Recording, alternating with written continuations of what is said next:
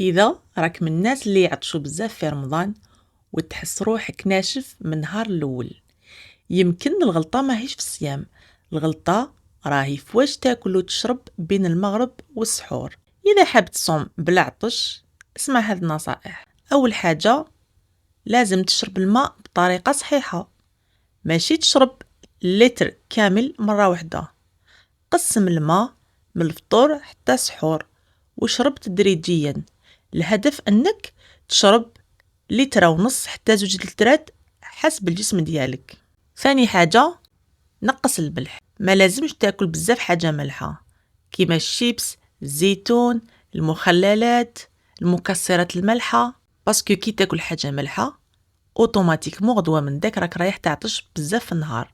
الا ما حبيتش تعطش في النهار تاع الصيام لازم تتجنب السكريات والمشروبات الغازية، يعني تنقص الماكسيموم السكريات والغازوز.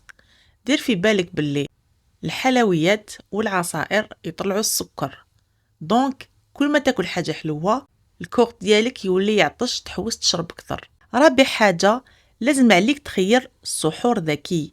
عندك تروح تاكل حاجة حلوة ولا حاجة ملحة في السحور، هذه أكبر غلطة ولا طحت فيها دير في بالك بلي نهار تاعك راك رايح تنشف بالعطش. كاين مأكولات يقدروا يعاونوك باش ينقصوا عليك العطش نهار رمضان، مثلا البيض، الياغوت، الشوفان، الخبز الكامل، وعندك الفواكه اللي فيها الماء كيما الدلاع ولا التفاح. دير في بالك باللي هذا النوع من الأكل راه رايح يعطيك طاقة تمشي بها نهارك وتحبس لك العطش طول النهار. خامس نصيحة، لازم ما تكثرش القهوة واللاتاي. وعلاش؟ باسكو القهوة واللاتاي عندهم مادة اسمها الكافيين. هذا الكافيين عندها دور مدر للبول، يعني حاشاك تخليك تبول بزاف، وانت قد ما تبول بزاف قد ما راك تخرج الماء من الجسم ديالك قد ما راك رايح تحس بالعطش. النصيحة السادسة، ما لازمش تعرض نفسك بزاف للشمس نهار تكون صايم، حاول تقعد في بلاصة باردة وتنقص المجهود البدني.